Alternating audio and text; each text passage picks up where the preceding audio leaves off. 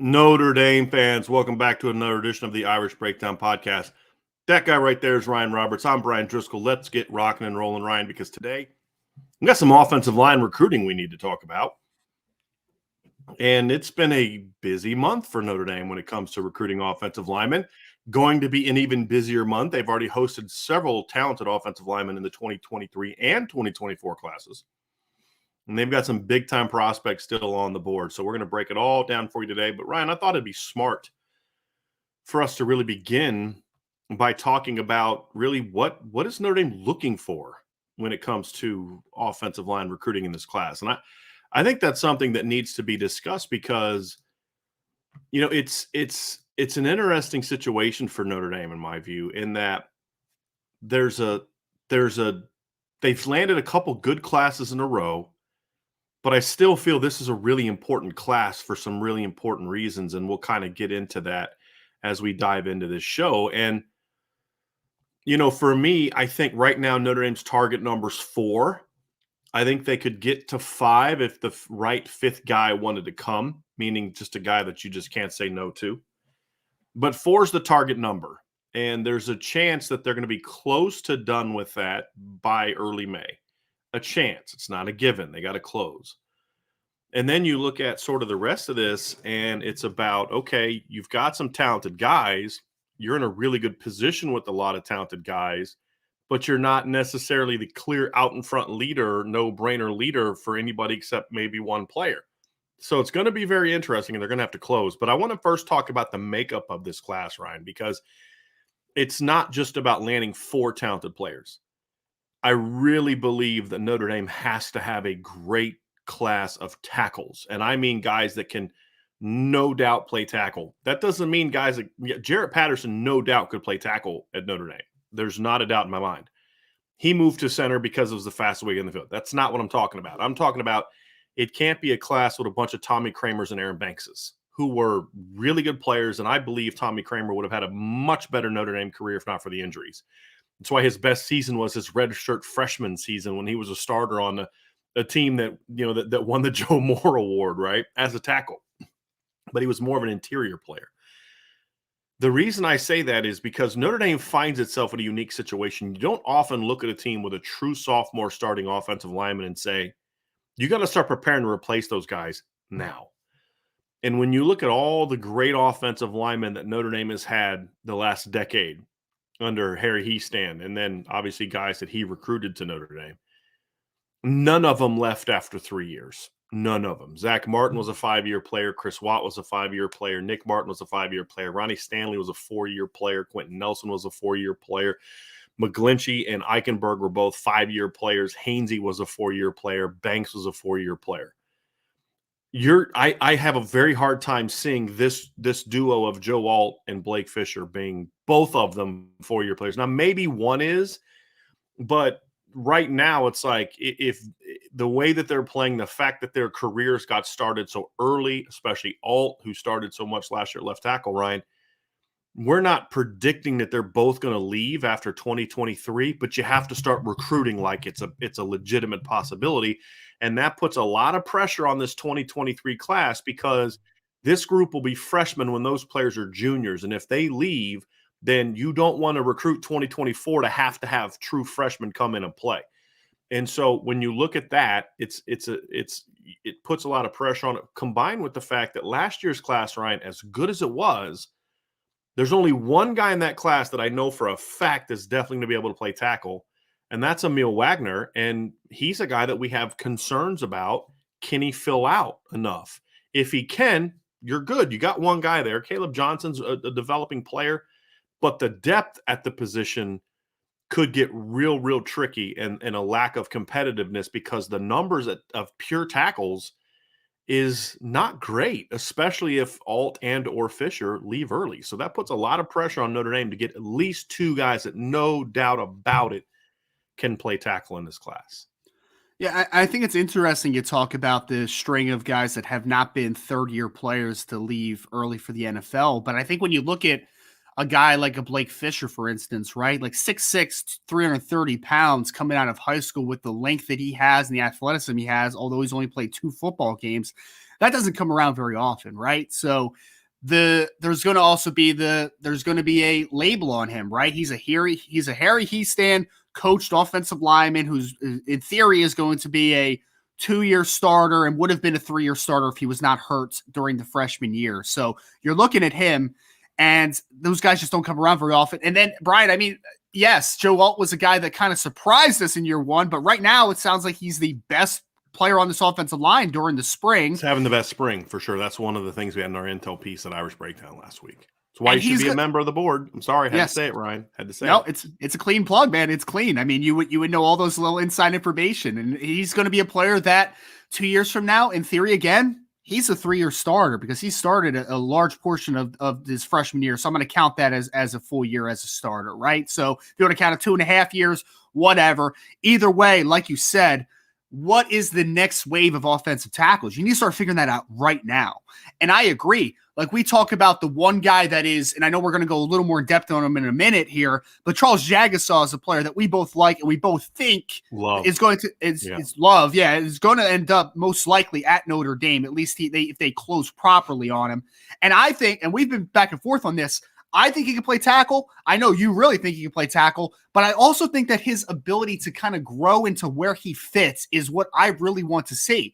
I don't want to necessarily pigeonhole him into he's a tackle only. I want him to play a multitude of positions if possible. So that's why I think you have to get at least one true offensive tackle in this class outside of Charles Jagassaw. It's a necessity. We don't disagree on that at all, Ryan. I think that for me, it's more of I have more certainty that he can athletically play tackle. But I've said this several times. There's Quentin Nelson is a guy that athletically flat out would have been a really good college offensive tackle. But his demeanor wasn't suited for, not it wasn't suited for tackle. It was better suited inside. That's the point you're making. It's not that he can't do it. It's that you want to have the option of, if he could be a really good right tackle, but an elite first-round draft pick at guard, you need to have the roster potential to be able to move him inside where his game is best, and you've got someone also that's really good that you can slide into tackle. That's the key part of it. But I also think that you want to give Jagassaw the best chance you can at tackle because of the fact that the class ahead of him is filled with so many interior players. You can't rush that process. And so, but the point is, and this is what you're getting to, he can't be your only for sure tackle in the class. You need at least one other pure tackle in the class. And so people need to keep that in mind as they're evaluating this class, because even though we're both fans of what Harry Hiestand does, he's going to get evaluated the same way Jeff Quinn was. And that is, look, think you're a great coach, but you're judged off your results, right? And so this upcoming class is going to be our first chance to kind of reevaluate, what Coach Quinn brings or what Coach Hiestand brings to the table as a recruiter. We know what he did the first stint, but he's got you can't just assume he's going to do it this next time. So far the reports are good. This isn't a concern. This isn't a waving a flag of concern. It's just stating this is how it is. So when you look at the board right now, Ryan, outside of Jagassaw, I feel better about Notre Dame's chances to land some of the players that project to be inside guys, more so than tackles. But it also is why the month of April is so important. We talked about this last week, how important the month of April is, because you've got one guy for sure that is going to be visiting at the end of the month that is the best pure left tackle, in my opinion, on the board, even over Sampson Okalola, because Sampson Okalola is a lot like Charles Jagassaw in my evaluation. That could he be a left tackle? Yeah. Could he be a right tackle? Yeah. Could he maybe even be better guard? Oh yeah. Whereas Monroe Freeling is left tackle. I mean, that is where he can play. So it does put a lot of pressure on the staff to say, look, you got to close. And as we go through these players, there's going to be one school in particular that Notre Dame is going to have to beat at least twice if they're going to have the kind of offensive line class that they're capable of, Ryan. So again, I predict that there's going to be at least 4 talented players in this class. My only concern / hesitation / question now is, will there be enough pure tackles in the class? And again, that's not saying that they're not going to. It's just saying that's the big thing that needs to get answered in this class when it comes to putting the offensive line all together. Yeah, I mean, you don't want to force square pegs into round holes, right? Like, you just don't want to do it. Like, Notre Dame has gotten off to a good start as far as this month for the offensive line that have come on campus. Like, we're going to talk about Austin Cereville out of Ohio, which I thought they had a really nice visit, obviously, with him. And he's a guy that projects more favorably inside a guard, like you're saying. This past weekend, you just had the young man that just got a offer a couple weeks ago in and his name's escaping me for whatever reason right now. Sam Pendleton? Sam Pendleton. Yeah. Sorry, he's only been on the board for a few weeks here, but he got offered in the middle of March, and in only a couple weeks made his decision. Like, I need to go check out Notre Dame. And the first time I talked to him, Brian, the quote was, Notre Dame has been a school that I've been wanting to hear from since recruiting began, right? So this is a team that Sam Pendleton has a high opinion of. Coach Heastan is certainly, I mean, you could see the photo that he posted with Coach Heastan. There's certainly a lot of respect given to Coach Heastan and what he's been able to do with developing offensive linemen, but he is also a player that projects more favorably inside a guard. I also think that he could even play center because, I mean, for me, and I know we're going to get a little more in depth on each of the guys, I think Cereville has a body to play tackle. I just think he has a demeanor to play guard, right? Pendleton's a little different. I think he definitely has a demeanor to play inside a guard, but I also just don't think he has a ton of length. Like, I just don't see him as a not tackle length, not for what Harry Heastan looked for. So again, it's gonna now there's some guys that are on the board that are down the road guys like Elijah Page, who I really like at tackle, but he's another guy that, you know, would I call him a pure left tackle? No, probably not. Now, the one thing that eases some of my concerns, I'll be honest with you, is I have more confidence that Emil Wagner is going to reach his full potential at Notre Dame now than I did 4 or 5 months ago. So that you know, it's not just Matt Bayless, but it's also the Harry Heastan presence. So let's dive into this, Ryan. Let's jump into the board, right? Let's talk about each guy. We'll kind of go through and give you the latest of where things stand and kind of what our thoughts are in regards to Notre Dame being able to put this class together. And it starts with the guy you brought up at the beginning, right? It's Charles Jagassaw, right? Like, he is the top guy on the board right now in regards to the combination of you're in the best place, elite talent, you know, high upside, local. I mean, been on campus twice. Everything is headed in the right direction for Charles Jagassaw. He was on campus this weekend from talking to Sean, who has been in contact with Charles, his mom, and his head coach. Sounds like Notre Dame absolutely did what they needed to do, which is to knock the visit absolutely out of the park. Yeah, sorry, I couldn't find the unmute button there for a second, but yeah, he did a tremendous job this past weekend of, I think, selling the program and doing their thing, and because I think there's always been a ton of interest from Charles's side, but obviously meeting Coach Heastan and getting a little more in depth into just kind of the flow of a practice and just seeing everything firsthand, I feel like that really sold Charles on this is what Notre Dame can offer. And I know he's been a guy, Brian, that we've talked about. Like, I mean, I honestly would have predicted already, or at least a couple weeks from now out, that he would be in the class. But the question is, when is he going to make that commitment? I feel really good, though, I'll say, after the visit, that Charles Jagassaw, I would say Notre Dame is his leader. Pretty, I want to say substantially, but they are the leader in the clubhouse right now. I know he likes Iowa. I know he's, talked to a couple other schools, but I really do think that Notre Dame is in a very good place with him right now. I'm at the point now where, look, here's some other contenders, right? It's Iowa is probably the biggest threat to Notre Dame, right? Michigan, he visited Michigan after he went to Notre Dame. Miami's been making a run at him. But this is going to be one where I think Notre Dame would have to do something wrong to not get him at this point in time. Just from everything we've heard, he's Catholic. He goes to a Catholic high school. I believe Sean said that his dad's a Catholic priest or something like that. Like, I forget, like some kind of situation like that, works at the Catholic church, something along those lines. So to me, that one's one that's one where, of all the players on the board, that's the one I'm most confident in. And look, I think landing Charles Jagassaw is important in two ways. Number one, you're getting a really good football player. You're getting a top 100 player. I have him, Ryan, as a top 50 to 75 type guy now because he's so raw. He has a legitimate 5-star upside. There's no doubt about that. he's definitely a 5-star guy upside wise. And then when you look at, to me, a guy like him has more value now. Again, it just comes down to, because Harry Hiestand is back. I always got nervous when you got these like high ceiling guys and needed a lot of work that came in the last few years. I'm just going to be honest with you, guys like Tosh Baker.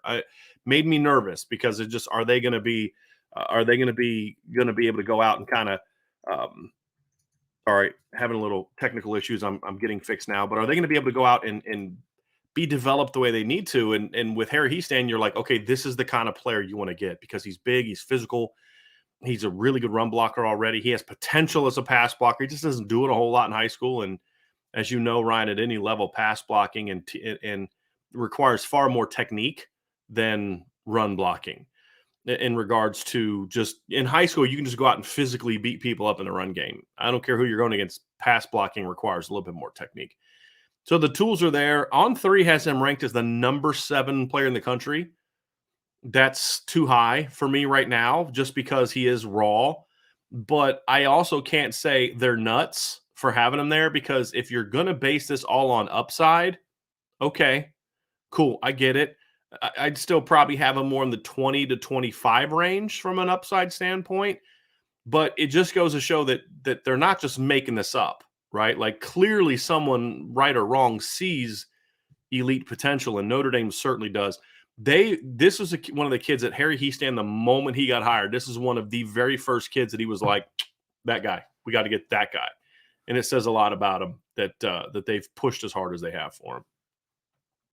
Yeah, no, I mean, I think that the upside is just fantastic for a guy like a Jagassaw. I would argue, Brian, I don't know if you agree with this, but out of all the offensive linemen I've watched in this cycle, not even just including Notre Dame targets on the board, I think Charles Jagassaw has one of the higher upsides just in the class in general. So I can get on that wavelength as far as a 20 to 25 player on just based on true upside.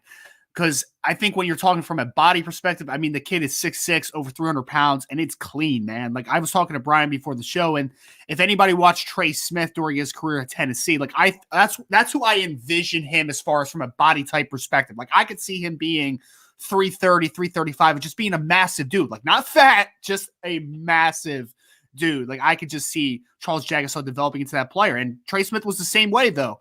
Played some offensive tackle, played majority inside a guard. I think he could do both, just kind of like the way I think that Jagassaw can do both. And I'm curious to see just kind of the physical development he has, because there are quick feet on film. There are great hands on film, because he's an all-state wrestler. And I mean, there is just tremendous upside with the Charles Jagassaw. And he's a must-get, in my opinion, in this class right now, because like you said, he's the only – I don't want to say the only prospect you feel good about with Notre Dame, but he's the only prospect that you would say – Notre Dame is the clear leader, in my opinion, that for a guy that is that could be a true tackle at the next level.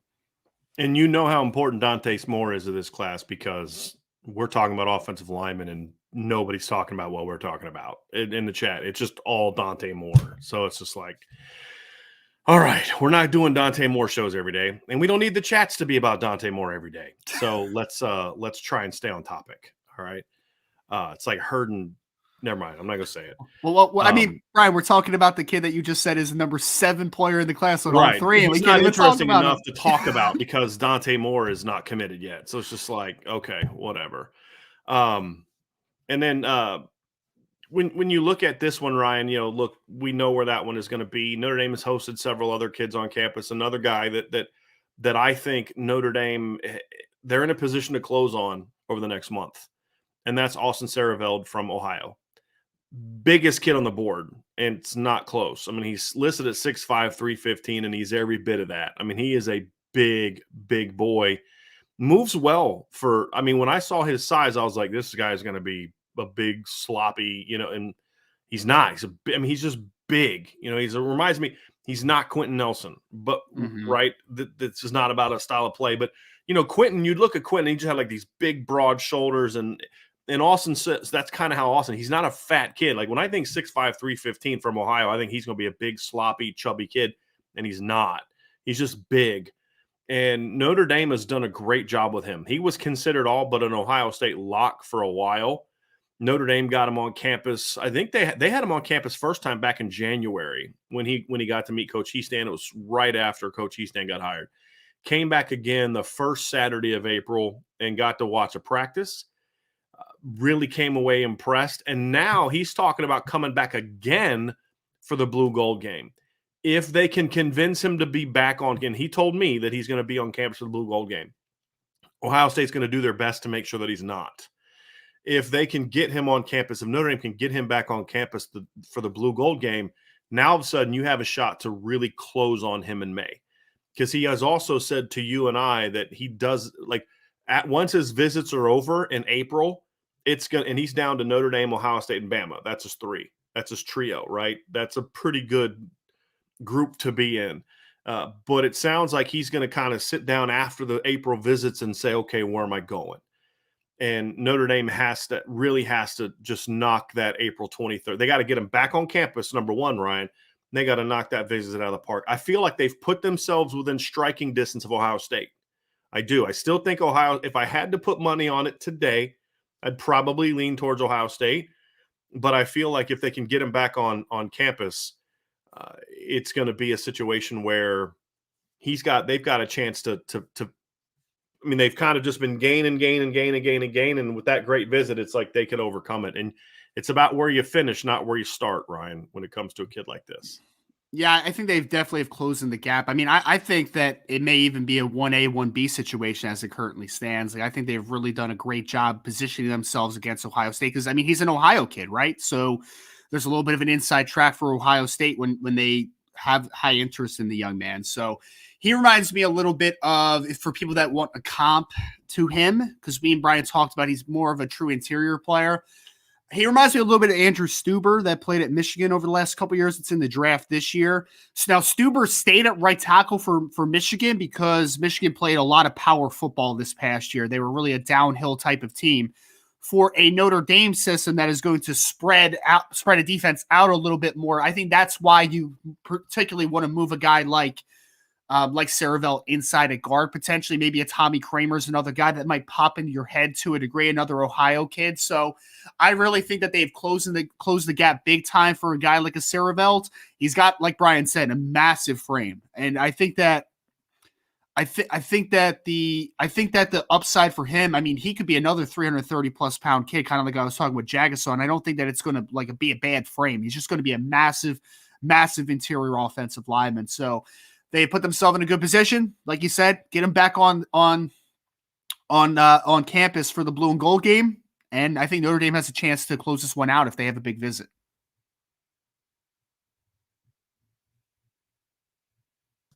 Before we move on, my guy Pete Waiters has made the show. I've been talking to Pete recently. Pete's been battling cancer for 2 years, and he's still battling. So, Pete, I'm a big-time Notre Dame fan. Definitely praying for you, man, no doubt. That's why I wanted you to come here, because there's a lot of prayer warriors in this chat, a lot of people that are legitimately believe in the power of prayer, I being one of them.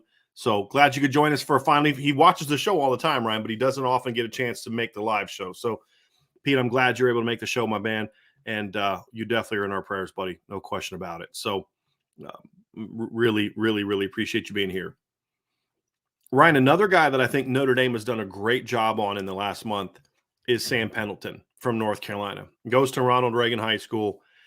Really interesting player. He's one of those guys that I had to watch a few times to really appreciate, because when you first look at him, he just doesn't jump off the screen as like, wow. Meaning he's not like huge. He's more Jarrett Patterson type of size, Robert Hainsey type of length right now. He's listed at 6'4", 305. He doesn't look either one of those on film. Doesn't look like either one of those in person. He's a much better looking kid than I thought he was going to be. I saw some of the photos from his Notre Dame visit. He's another guy he's not a big chunky kid. And Harry Hiestand doesn't often recruit kids like that. Like, it's rare that he recruits kind of, chubby kids, Aaron Banks being one, but that's because Aaron was just so talented and good. But he's he's a pure interior guy, which Coach Hiestand doesn't often recruit. He's another one like Cereville, but you see it and you're like, okay, this kid can play. After you watch it, you're like, this kid can play, because there are some things that initially pop off on film. This kid, of all the guys on the board, there's three guys to me that just have a punch that's truly elite above all the others. It's It's Sampson Okalola, it's Charles Jagassaw, and it's Sam Pendleton. Those kids have just natural power in their hands. You're like, if this kid was a heavyweight fighter, he's that guy you got to worry about getting that one punch and just knocking you unconscious. Like, he's just got like really heavy hands. And some of the things he does to kids on film that aren't exactly like small, 185-pound defensive ends. I mean, there's some 230-pound kids coming off the line, and he just hits them with their hands, and it's like, I mean, they go back and down. I mean, it is impressive. View him as a interior player at the next level, a center. Notre Dame didn't offer him till I think like March 16th. So they offered him less than a month ago. And he's one of those guys that, Coach Easton got as soon as he arrived, he went on, okay, here's who's on the board. Let me look at the guys you guys are already on. We have to get out on the road now. Here's the guys we like. I love Jagassaw. I love Freeling. I love Absher. I love Okalola, right? So let's go see them now. And they went out and saw those guys. Then it was kind of like, okay, let's look now that we're off the road and that's part's done. Let's now start scouring film for other kids I like. And that's why you saw Elijah Page get offered later. That's why you saw Sam Pendleton get offered later. What's interesting is the moment they offered Sam Pendleton, they hit like the gas. I mean, it's like pedal to the metal. Let's push for this kid. Got him on campus in less than a month. And now it's Notre Dame, Michigan, Penn State, NC State, and Michigan are the schools. I'm sorry, Notre Dame, Clemson, Penn State, and Michigan, and NC State are the schools I hear most associated with him. Talking to various sources, this is going to be a Notre Dame Clemson battle. We're going to talk about that right there quite a bit on the next couple guys as well. But Sam Pendleton is a guy that I really feel like Notre Dame put themselves in a position of, you went from not in the game to having as good of a chance as anybody. The key now, Ryan, is he's, from talking to sources, he comes out of that visit feeling really good about Notre Dame. Now the key is when the emotion of the visit wears off, you got to make sure that you continue to remind him of what he likes so much in the visit. So they've really, really made a move. And you had a chance to talk with him, Ryan. Are my sources correct? Has Notre Dame really put themselves in a great position where they're now right there neck and neck with Clemson for this young man?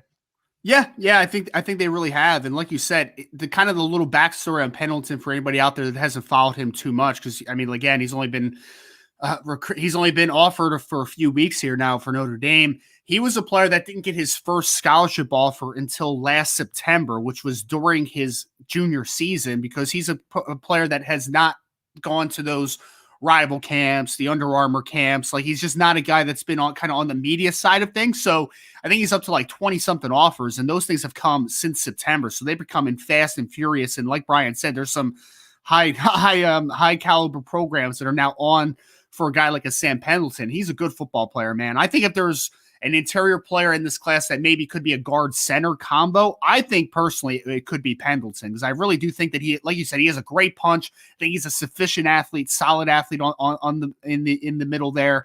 And then he is a finisher. Like, I mean, he's got a really nice mentality to him that I think fits nice inside. So I like Pendleton a lot. I think that Notre Dame is definitely in the running, man. Like, I think that they are on the cusp of kind of sealing that one and really turning the tide and really kind of separating themselves opposed to a Clemson. It is really interesting to see that Clemson versus Notre Dame dynamic, Brian, because I mean, the reason that we're talking about that particular battle is that three of these young men come from the Carolinas, right? Mm-hmm. That we're going to talk about next. So it's a proximity battle versus a developer battle. Like, typically you would say, Notre Dame could just say, look, guys, look at this resume. The guys that we have put to the NFL, like, we have done this, and Clemson just hasn't done the same thing. But the fact of the matter is Notre Dame is really hot on some of these North Carolina, South Carolina prospects on the offensive line this year.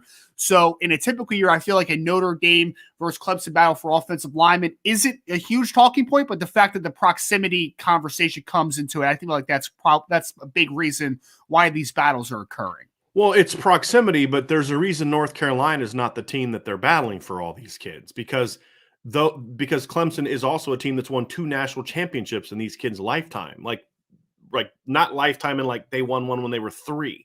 Like, since they've been playing football, Clemson's won 2 national championships, combined with the proximity aspect of it. So it is to me, it's I don't say bellwether, but like it's going to be a sign of can Harry Hiestand hit the ground running and go anywhere, because look, Charles Jagassaw, he should win that one. I think Jeff Quinn would have won that one, right? Like that's, it's kind of like if we're going to be fair and honest and objective, we can't say, look what Harry Hiestand did to land Charles Jagassaw when we didn't give Jeff Quinn the credit for getting Blake Fisher. That's one you're supposed to land, right?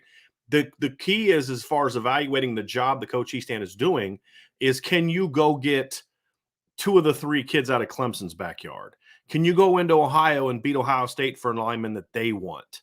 Those are going to be the battles that are going to really tell us if Coach Hiestand has been able to kind of get right back on the horse and say, I'm going to be building this thing. So that's going to be the interesting piece to this. Is there an issue, Ryan? You good over there? You having some technical problems? No, You I'm have a fine. really puzzled look on your face. No, I was just reading the chat. The chat's always Okay. interesting as usual. That's all. Yes. So anyway, that's my stance on the Clemson aspect, and it's not just about beating them for these kids and what that means for the class. It's going to be a symbol of just the power of what this staff has or doesn't quite have yet, because it's going to be a thing where you're going against a regional team that is a powerhouse, right? It's not NC State. I'm not worried about NC State. I'm not. When it came down to Sullivan Abstract saying it's Notre Dame, Clemson, and NC State, I'm like, yeah, it's really Notre Dame, Clemson. All right. When I hear about North Carolina and NC State for Sam Pendleton, Penn State, Michigan, I'm not worried about them. I'm worried about Clemson. So that's going to make this battle really intriguing. Really intriguing.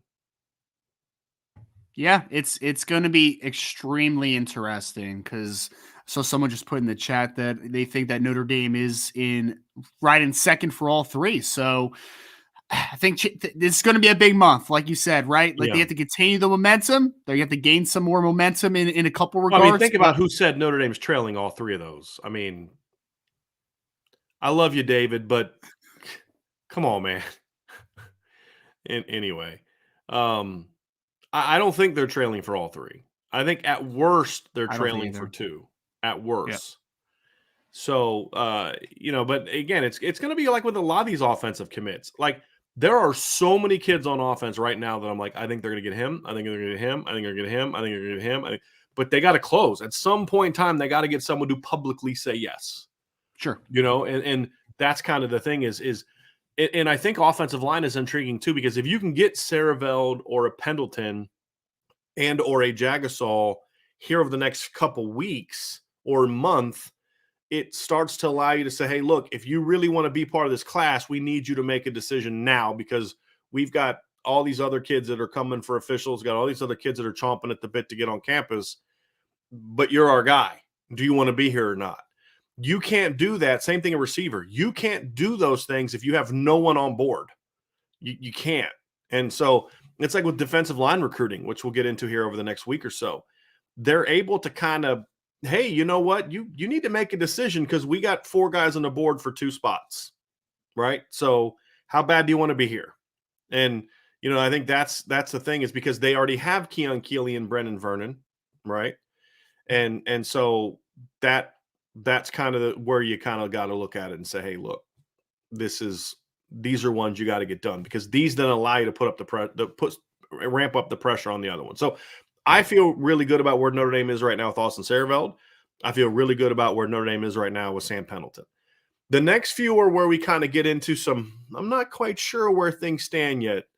The first guy I want to talk about is Sullivan Abstract. And the reason I want to talk about Sullivan Abstract first is because we're trying to kind of go in somewhat of an order of guys that we think are on the verge of making decisions first.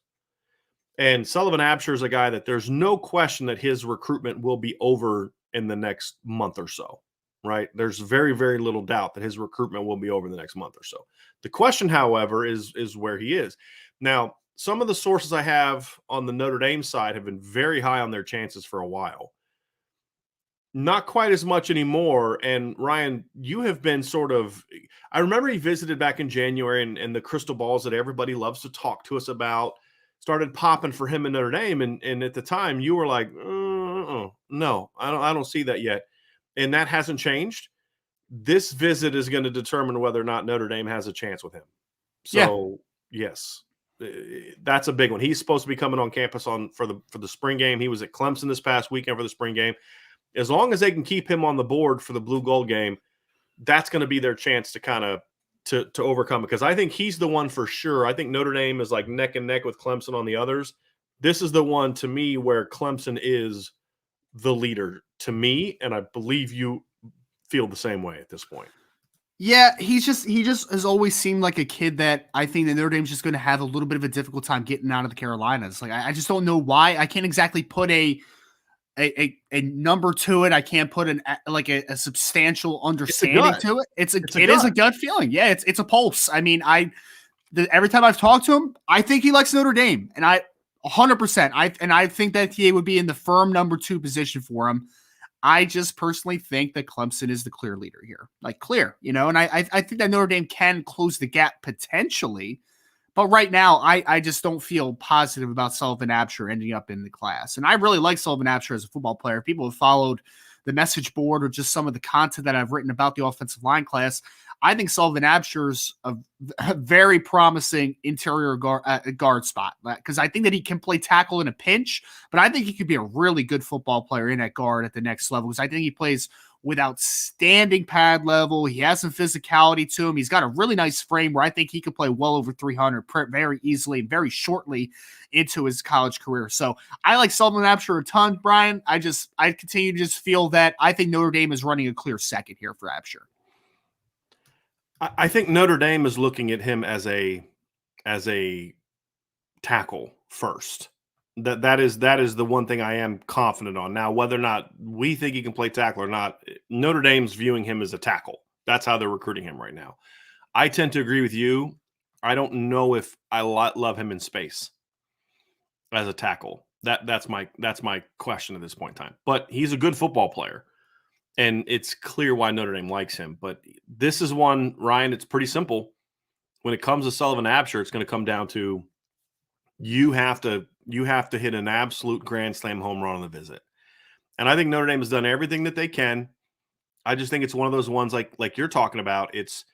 I think he likes Notre Dame a lot. I think he's got a million reasons to go Notre Dame. I just think some kids just don't want to go far away from home, and there's nothing you can do about that. And so I think Notre Dame has done everything they can with Sullivan Abstract. This visit's going to be about you make the trip with your family, you come up, and you convince, you tell yourself, you ask yourself, can I see myself making this trip and being this far away from home?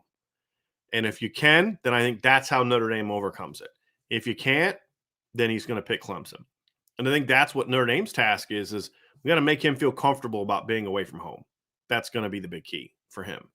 And so that's going to be the challenge. And if they can overcome that, then I think they have a chance to add him.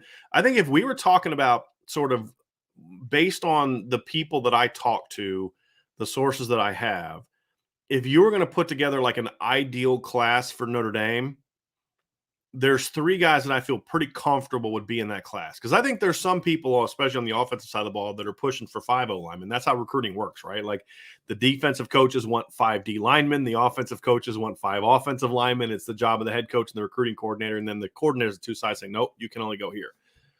But I do think there is a push to try to get a 5th lineman. But there's 3 guys that I can confidently say that I think Notre Dame really wants in the class. And that is Jagassaw, obviously, Monroe, Freeling, who we're going to talk about in a minute, and then Sullivan Abstract. I do think because he is that guy that can play outside and inside, where the first 2 guys we talked about are just inside guys. And Notre Dame loves both of those kids, but it's just kind of like along that lines of needing tackles. That's why I think those guys are prioritized, because they are tackles first, which makes it pretty interesting.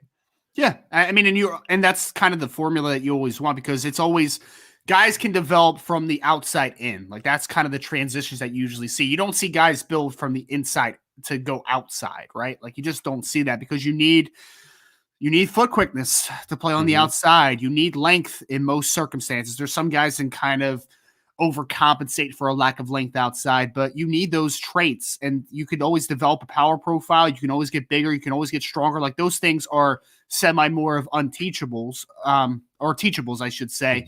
But I really do think that those three guys, what is all consistent across the board with Freeling, Jagassaw, and Absher, is that they're all 6'6 plus kids with good length that could play on the offensive tackle. At worst, then they could transition inside the guard. But you need to get, in my opinion, 2 out of 3. You have to, because then you're talking again about the pure interior players, which are going to be valuable. There's no doubt.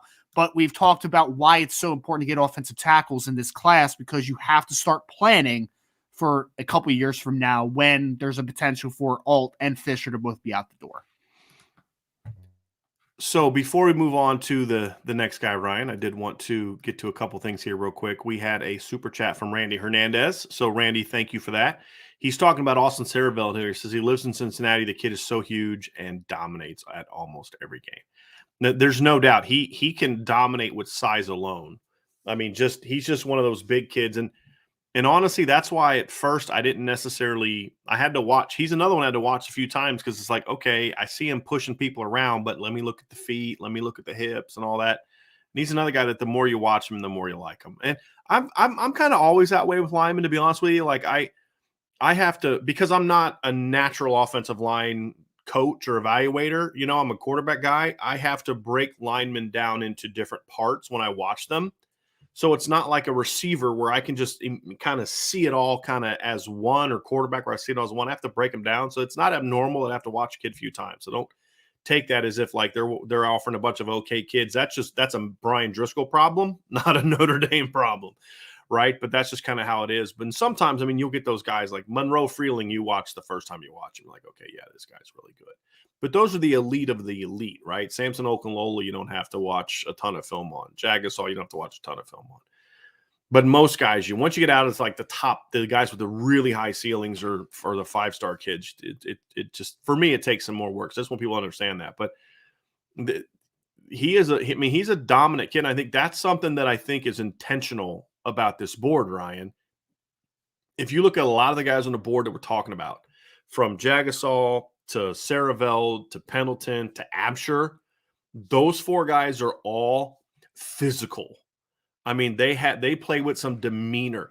Like, what's funny is when you look at Sullivan Abstract, he's got like this, like, you know, kind of curly hair, and he, you know, looks like a kid that I would expect to kind of be surfing.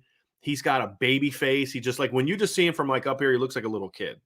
He's got a real young looking face. And he's got a little bit of a soft body, to be honest with you. He's of all the kids on the board, he's probably got the worst looking body. He's got like a little pudgy. Then you watch to pop on the film and you're like, okay, this kid has some attitude. This is a physical kid that likes to get after it. I mean, Sullivan Abstract is a real physical kid. Austin Cereville, really physical, really nasty. Sam Pendleton, really physical, really nasty. Charles Jagassaw, really physical, really nasty. That's not a coincidence, Ryan, because that's something that I believe the current staff feels that the offensive line is missing. There's not enough of that. You know, there's too many guys that Notre Dame coaches feel they got to kind of put a foot up there, what's to get them to play physical, or they're just more athletic kind of finesse players, because that's what Jeff Quinn coached. That's who he was. That's what he wanted. He stands trying to quickly change that with the first class. And I think that's why you're seeing so many of these kids like Cereville, like Pendleton, like Absher, that are just, Randy used the words dominates. And that's what he's looking for. There can be no coincidence about that, Ryan, is that every kid on the board that he's recruiting is at least a very good run blocker, in my opinion, that plays with some nastiness. I feel like some people take for granted the foot quickness that like Quentin Nelson and Mike McGlinchey had at their positions, because they just knew the demeanor that they played with, right? Like, those were nasty dudes in the trenches, but the requisite, and someone put it in there, the he standard, right? Like, that's what they need. They need quick feet, and you need a demeanor. There is no doubt about it. And that's the change here, right? Like, all these guys consistently across the board, for the most part, are very physical players, which is why, despite Charles Jagassaw having the length and the athleticism to play outside, we're also talking about like the fact that he could be a guard because he just plays so physically. So nasty is another word that I just saw in the chat. And I think that that is the standard for what Notre Dame is and has been and needs to get back to.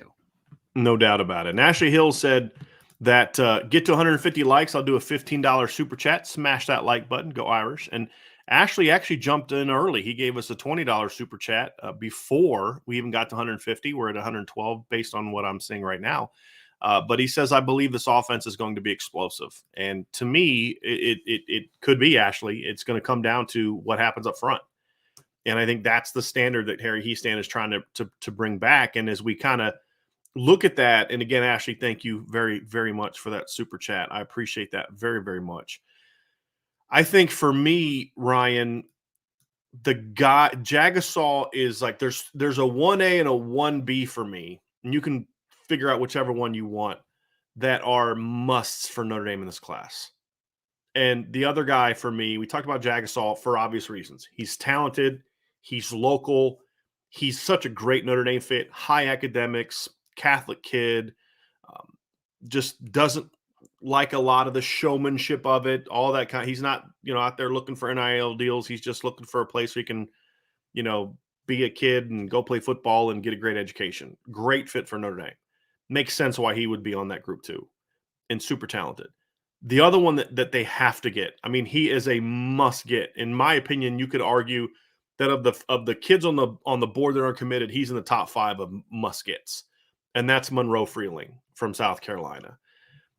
He is the left tackle that they have a shot at, and he is a legit top 100 player. I think he's one of the most underrated players in the country, because he's like, some of them have him outside the top 100. The people that have him inside have him borderline top 100. I think he's more of a borderline top 50 guy right now with an even higher ceiling.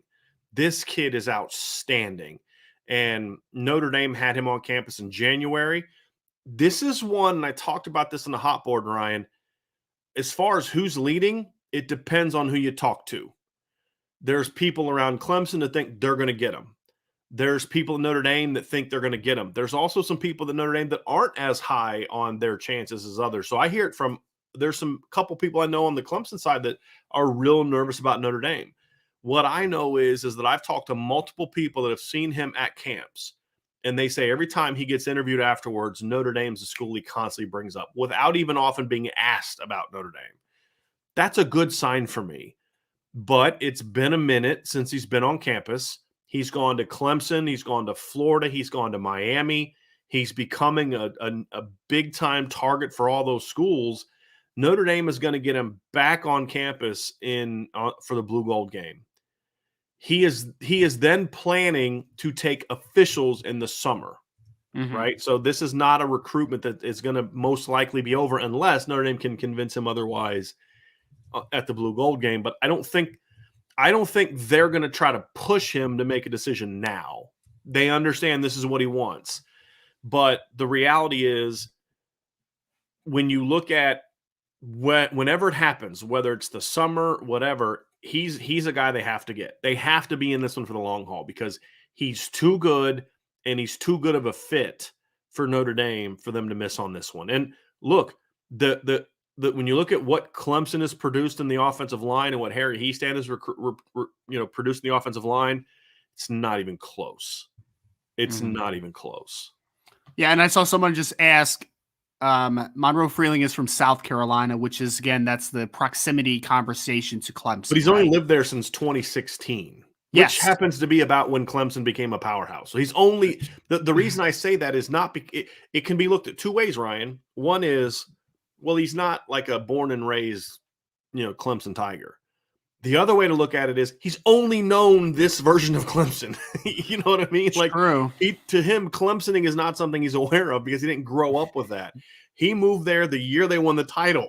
I mean, it's like this is all he's known is Clemson being an elite program. So there's two ways to look at that. Somebody just said that Freeling reminds me of McGlinchey. Big guy's a natural left tackle. I actually think he reminds me more of Ronnie Stanley. I never felt McGlinchey was a natural left tackle. I always felt McGlinchey was a good left tackle. That was his best moments in college, in my opinion, were in 2015 as a right tackle. That's just my opinion. But I think he, size-wise, reminds me a lot of Ronnie at the same age. 6'7", 285. 285 because he plays basketball. Yeah. When he stops playing basketball, and you see the great feet on the court, just like you did with Ronnie, who played basketball at Bishop Gorman. Once he stops playing basketball, it's going to be 305, 310, 315 quickly. And just the natural feel for being in space. And that's the thing I love about kids, that like there's value to being a wrestler. And there's value to being like a shot putter and a discus thrower. There's value to that for linemen. But for me, when we're talking about a left tackle, I always like, did he play basketball? Did he play basketball? I don't know if Joe Alt played basketball, but like you look at like Ronnie Stanley and guys like that, it just, you get a chance to see their feet and they're going to be good in space. And that's the thing I love about Monroe Freeling, is you can see that athleticism.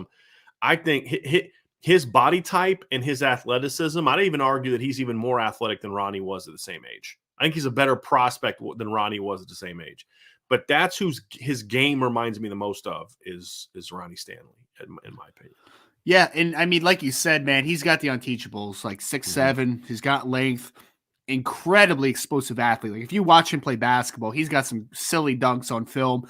I don't know if you saw the video yesterday he posted, Brian, of him doing a 30-inch vertical at that size too. And he actually went 30-foot vertical at first. I was like, oh, that's not feet. But yeah, he's an explosive, bouncy, good feet. Like there's a lot to like with Monroe Freeling. And I have been on the same wavelength as you, as far as I think he's a top 50 player in the class. I really do, man. I think he has substantial upside as a very good blindside protector at the next level. Not only, I mean, this is I don't want to say ready-made kid, because he definitely needs to obviously add that weight. And like you said, I think he's going to be able to do that very quickly as soon as he stops playing basketball. But a high upside kid, high upside. I am in the one group, and I know you mentioned there's a couple different groups of the feeling of how Notre Dame stands with Monroe Freeling. I still think they're in the lead for him. I'm not saying that it's a substantial lead. I'm not. I think that Clemson has done a great job, but I really do think that they are the final two. And Monroe has taken a lot of visits. I think he just got back from Stanford. Education is just so important to him. I think that that's going to be a big cog into the decision when everything is said and done. So I think Notre Dame is in good spot with Monroe Freeling. I think that they're not distanced enough from Clemson, because it's more like a 1A, 1B type of conversation. So they need to knock the visit out of the park, because Clemson could easily overtake it and go the other opposite direction, in my opinion. But Monroe Freeling is a must get for Notre Dame in the class, in my opinion. One of the questions was from Keith Wiegand, was where is he from before moving to South Carolina? I believe it was Oregon, correct? Wasn't his family living in Oregon? Yeah, I had it in one of my pieces. It was quite a bit. Yeah, it was definitely out west. Yes, I think it was Oregon. I'm going to go take a look. Yeah. But yeah, he discussed that with me before. So to me, I mean, again, we don't anticipate him making a decision after the Blue Gold game. But he's one of those guys that you hope that coming out of that visit, the hope, I think, for me, Ryan, is that Notre Dame is able to really cement themselves as the team to beat. Because I think if they can really do that, I just don't see the other schools having enough to overcome them. Then that would be my thing. And I think the angle Notre Dame is going to start pushing, especially with how good Joe Alt has been in the spring, is, hey, look, man, we're going to probably lose our tackles after your freshman year. We're probably going to lose both our tackles after your freshman year. There's a chance, because of the two, it's interesting, of the two, you wonder like which one would, if one was going to come back, and you say, well, could that factor into where Monroe Freeling plays? No, I don't think so, because I think if Joe Alt is the one that comes back for a senior year, he's going to stay at left tackle. And I think the only way you'd be able to convince Blake Fisher to come back for a senior year if Joe Alt left would be to move him to left tackle.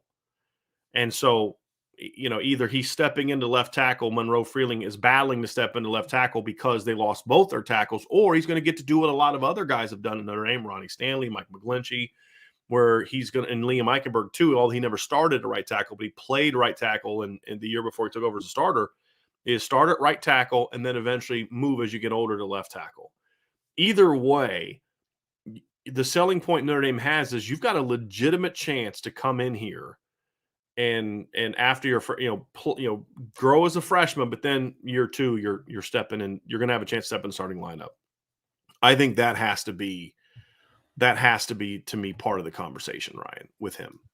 Yeah. I mean it's good trajectory, right? Like it reminds me of although it hasn't really worked out to the best degree, but like DJ Uiagalelei at Clemson, right? It's like you're going to sit behind Trevor Lawrence for 1 year and then you are the guy. And obviously that has not worked out for him, but that trajectory I think really does work out. And I think that you can paint the picture that like, hey man, all the things that Monroe Freeling values, being developed properly on the football field, getting a great education, all those things are present at Notre Dame, and you may have a projection to being the next left tackle at Notre Dame after only one season. So I think there's a lot of things that Notre Dame could offer to Freeling, and I think that Freeling is very, very intrigued by everything that Notre Dame kind of sells to him. And I would like to say that the one big thing too, Brian, is I think that they were doing an okay job with him before Coach Easthand kind of came aboard, but I think that they've done a much better job since Coach Easthand has come aboard, because Coach Easthand, one of the first things he did was he went out to his basketball practice and visited him and his coach at the school. So there was very high interest early, and I think that Coach Easthand and the staff quickly decided, like, this is a priority. This kid is one of the priorities in the class. So again, I think they're in a good spot, but that blue gold visit is going to be paramount to knock that one out of the park. Yeah, no question about it. There's three other guys on the board that we'll just talk about briefly. Number one is the guy that everyone wants to talk about is for a long time is Sampson Okalola. Ryan, you and I have had a million conversations about Sampson Okalola, and they always go like this. Have you talked to him about setting up a visit? Yeah, he hasn't talked to Notre Dame about that. Yeah, he's not really thinking about that. Yeah, he hasn't done anything yet. The reality is his actions speak louder than words. And I can read all the stories I want about a committed player is locked in 100% to Notre Dame, but as long as they're still taking visits, especially visits that they don't tell the staff about, you know, that's going to mean more to me than you saying you're 100% locked in, right? It's the same thing with these kind of kids. It's like Sampson Okalola can say he's interested. And we were hearing this about the Toviano kid, the cornerback from Texas. There was, he may do an official visit. Well, he never told the Notre Dame coaches that. You know what I mean? Like, he may tell some other recruiting service guy that, but if he's not talking to Notre Dame coaches, then it doesn't matter. If a kid like Sampson Okalola is going to come out to the Midwest from Massachusetts and go to Michigan and Michigan State and have no interest in making a visit to Notre Dame, and you look at the other schools on this list and it's like Georgia, Ohio State, that's just a kid that, even though everything about him checks the Notre Dame box, he doesn't see himself at Notre Dame. So right now he's on the cool list for us, meaning there's just not a lot there. There's not a lot of interest there. And we're not going to spend a lot of time on him until he puts his feet on the ground in South Bend, Indiana for a visit, to be honest with you. Yeah, no, it's been like that pretty much since the first time I talked to him, right? Because it's like he didn't have too much of an understanding as far as Coach Easthand's reputation. I don't think that he's really taken the onus to really develop that relationship, you know, and every single time, I mean, like, it's been like literally 3 times in the last like week and a half that I've reached out to him. It's just, just wondering if you've kind of talked to Notre Dame about setting up a visit. Nope, haven't. Nothing in the cards. Right. And the thing about him too, Brian, is that he's planning on taking 3 officials during the season. So you're starting to run out of opportunities here, man. Like it's going to happen. And even if he takes an official to Notre Dame, the fact that he hasn't made a concerted effort to get on campus this preseason is very concerning to me. Like, I just, it's just like not you said a really key thing, right? Have you talked to Notre Dame about setting up a visit? No. It's not even like Jason Moore, for example, has not been able to get to Notre Dame in spring, but him and Notre Dame have had constant conversations about it. It's just been a scheduling thing. It's like his brother's in the tournament. His mom's got to be with the brother. And the NCAA tournament beginning in early March it's every weekend. You're playing on the weekends. You can't travel for visits on the weekend if you want to take your mother with you, right? And that's an important thing for like Jason Moore. So you can look at it and say, okay, I understand why he hasn't been on campus, right? There's other kids you look at and say, okay, I get why that kid, he's from here. I know his family situation. I understand why they can't pony up and pay to come on a visit, because not every family can afford to go from South Florida or Texas or California or Oregon or places that aren't a drive to Notre Dame, because everything has to be paid for by the family. I get that, especially now when everything costs so dang much and you're paying, $4, $5, $6, $7 per gallon of gas. Understand it completely. But when you're not even having conversations about visiting, you're not interested in Notre Dame. And that's just the reality of it. And like you said, he already made a Midwest tour, right? And Notre Dame was not on that docket. So, right. If you were like 2.5, 3 hours away from South Bend, that, If you want any other proof, like that's the proof for you. Right. You know, he went to Right. Michigan, he went to Michigan State. I understand that those are more proximity than compared Right. to Notre Dame, but if you're making the Midwest swing, man, why can't you stop by Notre Dame? It's just All it public for me. schools. If you look at his Yep. list, it's all public schools. And sometimes with kids that go to a private school, like a guy like Sampson or Charles Jagassaw, he likes that Notre Dame reminds him so much of his private school that he goes to. Other guys are that way. I think Keon Keeley's that way. Some kids are like, and I'll be honest, I'm sympathetic to this because I went to a private school my last 2 years of high school. It was a private school where you either went to the local church or you were an athlete. I fell into the athlete category. I hated wearing I mean, you guys see how I dress for the show. I wear hoodies and t-shirts almost all the time. I hated wearing khakis and a polo every day. I didn't want to go to a private, you know what I mean? Like, or at least like one like that. Like I was looking for something different. And now in colleges don't do that. Like Liberty did that when I was, in high school, but I don't know if they still do that. But the point is, some kids are just like, I want something different than what I've been doing in high school. Jagassaw strikes me as one of those kind of kids. It's like the fact that Notre Dame is a lot like his high school in regards to high academics, all that sounds like it's hurting him. Because I mean, you're going to go to Michigan State instead of going to, because like it's not that big of a deal to go from Ann Arbor to South Bend and then back home to Massachusetts. It's not. I mean, so when you're making that trip and you go to Michigan State instead of Notre Dame, that to me sends a message, in my opinion, that you're just not all that interested in Notre Dame, Brian. Yeah, I know we don't want to stay too long on it, Brian, but like I asked him about the trip to Notre Dame, and I didn't know at the time that he was at the Michigan State the 2 days prior, and he's like, oh no, I haven't really thought about it, I haven't really given it much concern, and he made it sound like I'm still figuring out visits, and then it turns out he went to Michigan State the 2 previous days. I'm like, oh, well, that's all I needed to know. You didn't have to tell me anything else. It's not an anti-visit thing. It's an anti-Notre Dame thing. Another guy that's on the board for Notre Dame, and this one's a little bit different. That's Elijah Page from Phoenix. Now, we had him on the cool area from our hot board today, which you can find at irishbreakdown.com. The reason for that is he's still really in the infancy stages of his recruitment with a lot of schools, Ryan. Notre Dame has already set up an official visit for him. I believe it's going to be at the end of June. So that's what we talked about, right? Like there's communication. Hey, let's set up this visit. That's a kid that can't go from Phoenix to South Bend on his own dime right now, right? For whatever reason, whether it's scheduling or whatever the reason, that's just one that can't happen. But he's already set up an official visit to Notre Dame, right? So now part of that's going to depend on how does the line recruiting shake out. I know Notre Dame likes him. I know he likes Notre Dame. It's just still kind of in the early phases in regards to him just getting out and visiting a place like Notre Dame. But if they have a spot and he's still interested come June, that's one that I think a visit could have a big impact on. Yeah, I would be really interested to see Elijah Page in person, honestly, because on film he looks like a long, pretty athletic kid who I think he's more of a right tackle versus a left tackle than you said before, but he's a very intriguing player. And obviously his biggest thing is that, Arizona to Notre Dame is a pretty good trip. You know what I mean? Mm-hmm. It's not an easy trip to make. So I think that there is interest on both sides. Like you said, it just isn't far along right now just because he hasn't been able to make the trip. Notre Dame hasn't been on him for an incredibly long time. This is a wait and see type of process for an Elijah Page in Notre Dame. The other kid is Nigea Harris, who is a guard from IMG Academy. He's on the board. They're talking to him. I think that's one that's kind of a let's see how things shake out with some of these other linemen.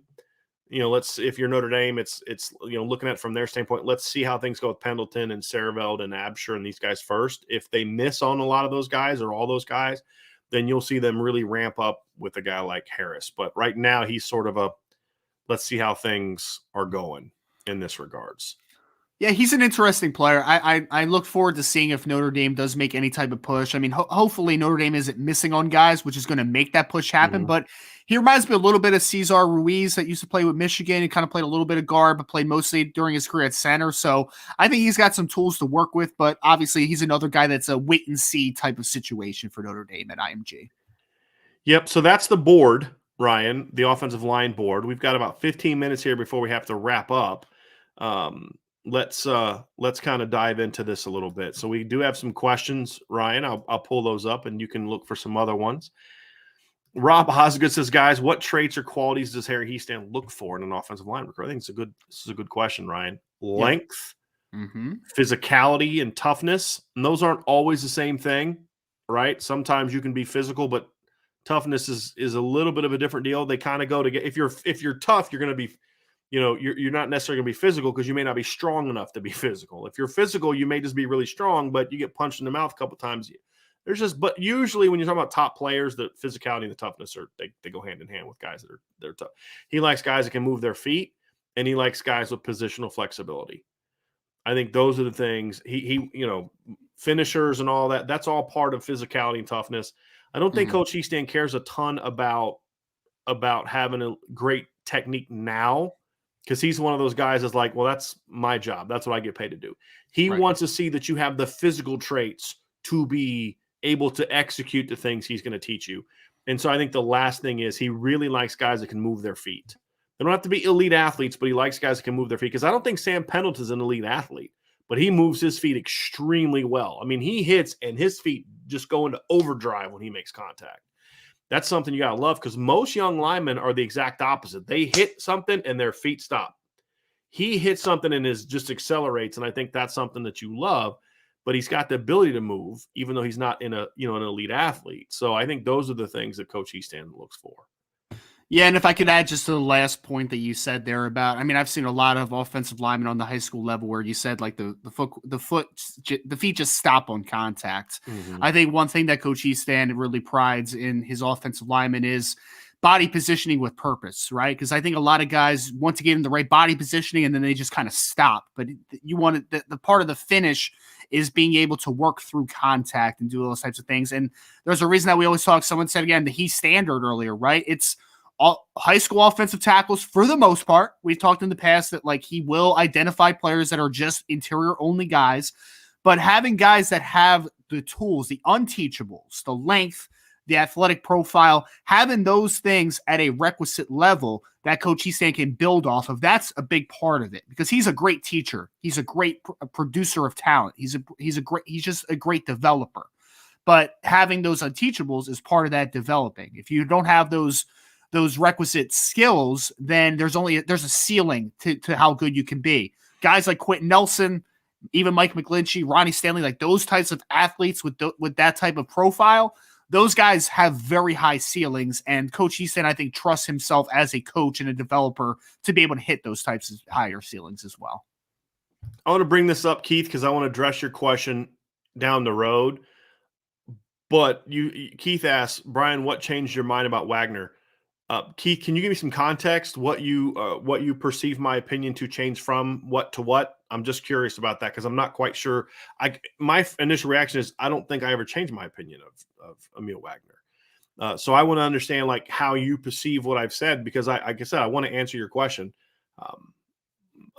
properly on that one. So if you could just kind of throw that in the chat now, Keith, and I'll get to that here before we get out of here, even if it's after Ryan has to take off. Domer Grizz says, daily mailbag question. If Josh Lugg gets hurt and Spindler doesn't improve his foot speed, who's the next guy at right guard? Zeke Carell, Carmody, move Fisher to right guard, and Baker in at right tackle. Thanks.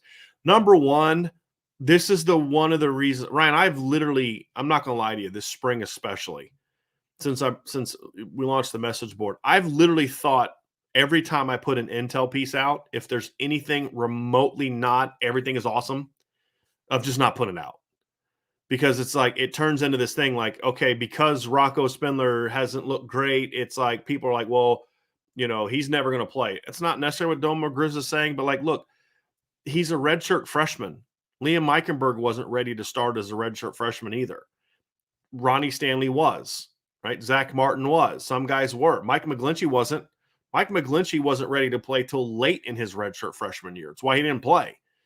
So let's pump the brakes a little bit on Rocco Spindler. He's 10 practices into being with Harry Hiestand. Now, to answer your question, if that hypothetical is true, I think what you would probably see in that situation is Michael Carmody move out to guard, because once Jarrett Patterson comes back and you have Zeke Carell, Michael Carmody has gotten the center experience you want and need, but he's also a guy that you're not going to lock in as behind Jarrett Patterson if another position comes open. So that would be probably my first guess on who they move. I don't know if the Zeke Carell experiment is one I would want to go with. And that would be now. I'm also curious to see like how does Joey Tonona do in the fall when he comes back from an injury? How does Billy Schrouth do when he gets back? Does Ty Chant? So some of the freshmen may have a say in that, but just looking at the current roster, I think Carmody is the guy that pops in my head. Ryan is the first guy that I see as getting a crack at starting.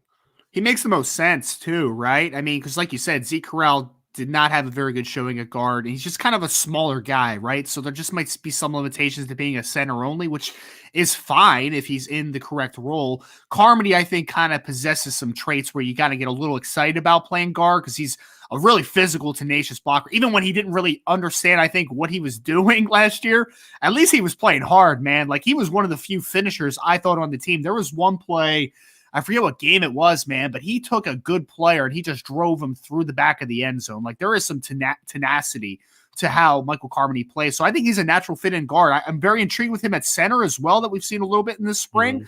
But I think that it's a pretty natural fit at guard. So I wouldn't mind seeing that actually in a pinch. Not obviously, I'm not wishing Josh Lugg gets injured. I hope Josh has a great season. He's fully healthy, but I do like the possibility. Rocco Spindler gets his foot quickness because but he'll be okay.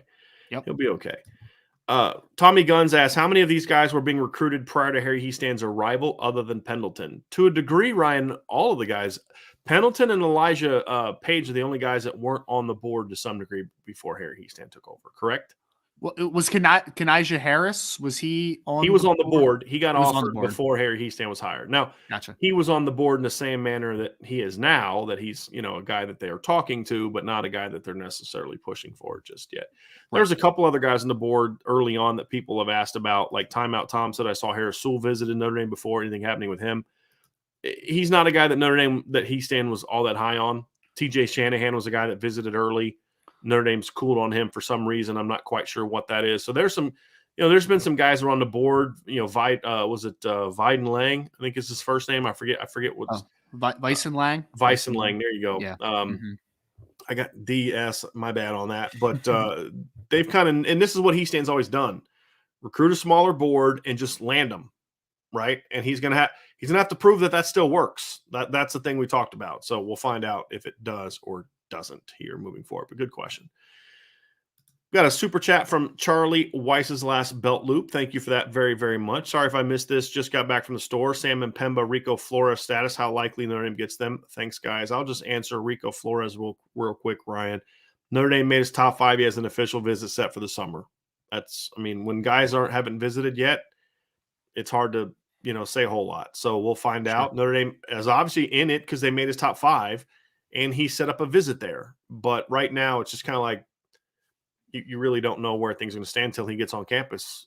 But I do think they've got if they can get him on campus, I think they'll have a shot because he's a different kind of cat. Like, he is a high academic, like grades are a big thing for him. Like, he checks a lot of the boxes, Ryan. It's just you got to get him on campus. Yep, that's the big key.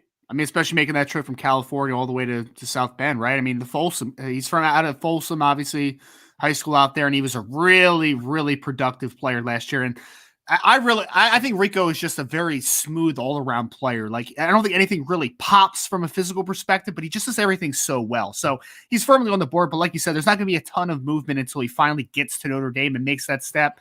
And then, I mean, we've talked a bunch about Sam Mpemba at this point. I think Mpemba, I would call Notre Dame probably the leader right now, right? And I think that he obviously really likes the staff, and he's been on campus pretty recently. So I think everything's trending right in Mpemba. The biggest question is closing on him, and when is he going to make his official decision? Because I think that's going to tell a lot about where that one stands. As of now, right now, things look good with Mpemba, but until he makes it, I mean, everybody I talk to that knows him is like, he loves Notre Dame. He raves about Notre Dame. But we hear that about a lot of guys that haven't committed, who won't commit. And I'm not going to say like publicly commit. I mean, just haven't committed, period. And Sam Mpemba is one of those guys. So until he's ready to pull the trigger, I mean, it is what it is. So, I mean, I think he likes Notre Dame a lot. But until a kid's committed, there's always room for somebody else to get in there, to be honest with you. John A1 says, does Irish breakdown grade Jagassaw as a top 50 player or a top 25 player? I'll speak for myself. he falls just outside the top 50 for me, simply because my grade takes into account where he is right now. I have technique and things like that are part of your current grade, and they're low enough to where it takes him out of the top 50. And that, but he's also the type, and I've said this before, there's types of players I like to say, that's why I made the upside grade. That's why I give 2 grades, where he is now and where I think he can be. He's easily a 5-star upside kid for me, easily. But I have him just outside the top 50, John. And the reason is when you look at his grade for me, he grades out really high in every category, but his technique and footwork grade right now, not foot quickness, his athleticism numbers grade out really well for me. It's the technical part of his game that's really below the other parts, and that's what's dropped him out of the top 50 for me. If the only thing he changes between now and his senior year is his technique gets a lot better, he's easily in the top 50 for me, Ryan. But right now, he's not because of those technical things. But I'll be honest with you, if a kid's going to be lacking anything in high school, that's the thing I care least about him lacking. Because, again, now it was more of a concern for me before, but now I don't care one bit, because that's what you go Harry. Because if you have great technique, but it's not what Harry Heastand coaches, he's going to break it all down anyway and have you do what he wants to do. Sure. So I kind of like it when guys don't have great technique, because it's going to fit really well into what he's going to build for you. And speaking as a former coach, it's the worst when someone is very high strung on technique when they first get to you, and you have to completely deprogram and start from scratch. So I agree. I think that Jagassaw's upside is definitely as a top 50 player. There's no doubt about it. And I'd be more willing, Brian, and this is always like the fit conversation for me, right? The fact that he may go to a Harry Heastand staff here is, I'm more willing to bet on the upside than maybe if he goes to a situation which does not have a great offensive line coach in the building. So I'm just more willing to kind of settle for the upside on a guy like Jagassaw, because I have so much confidence in Coach Heastand being able to hit that ceiling, and I think that matters. I mean, that happens all the time in the NFL draft circles, right? It's like a guy gets drafted into a situation. It's like Trevor Lawrence. Trevor Lawrence was one of the best quarterback that I've ever graded out in an NFL draft perspective, but he got drafted by Jacksonville. So it's like, oh man, that's not great. That's not great. So fit matters. And I think that's why the upside conversation really matters in this context, because Coach Heastand is in the building for Notre Dame. Ryan, there's 2 questions I want to get to before, and then after that, you stay as long as you can, and I'll finish up whatever's left over. So there's 2 I wanted to get to that are kind of related more to that I think you need to answer. Number 1 is D. Troll Hunter. Ryan, what was harder to do? Get an ESPN guy on the channel or get Brian's permission to interview Connor live?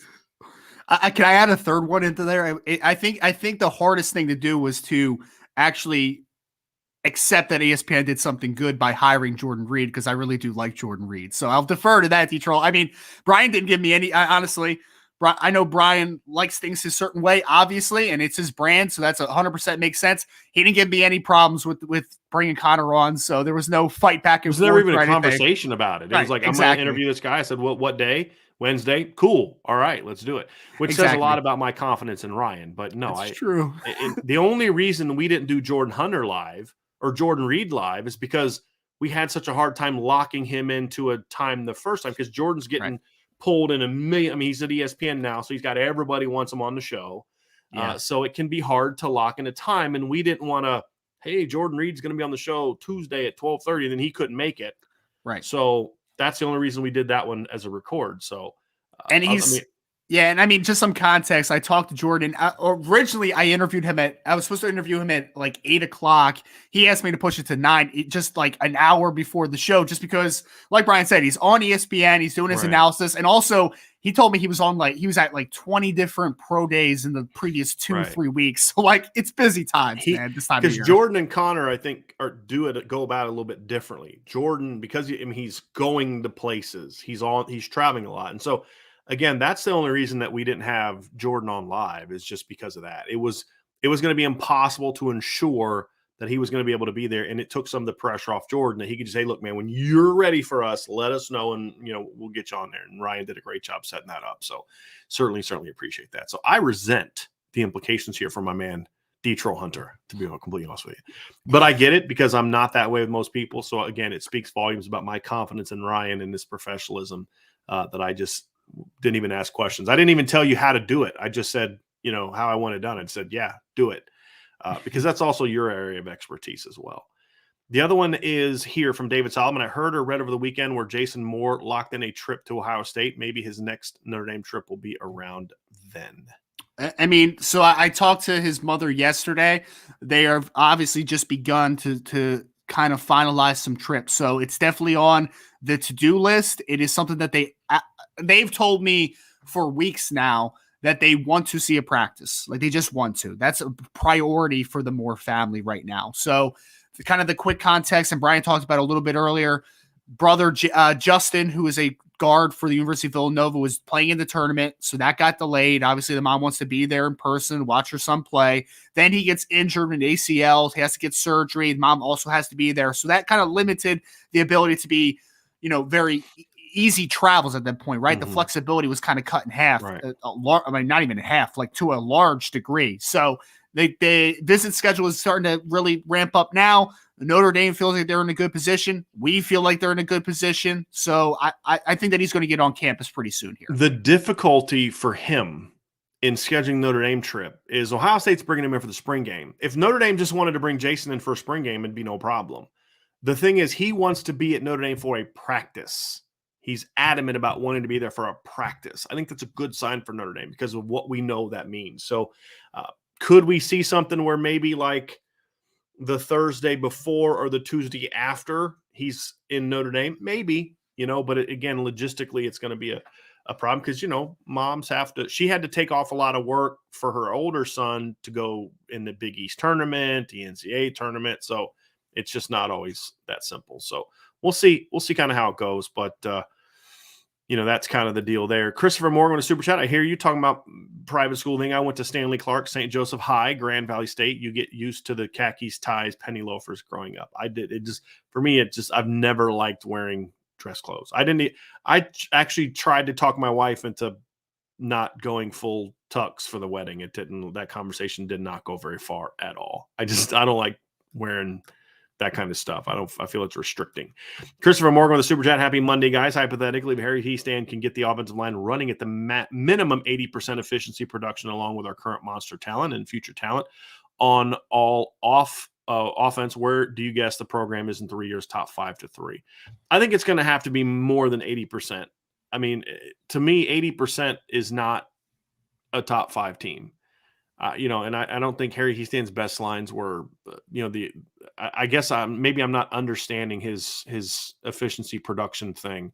I don't quite get that part. Is that like related to what its potential? Is there an 80% efficiency number grade out there? I'm not quite sure what that means.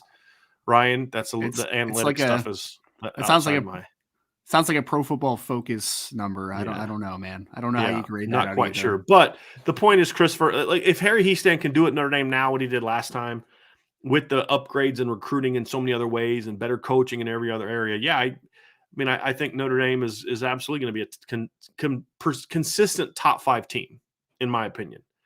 And, they're already kind of close to that now. So, yes, that is the expectation. Now, that's going to be what Marcus Freeman's demanded of, because Brian Kelly always had him in the top 10 to 15.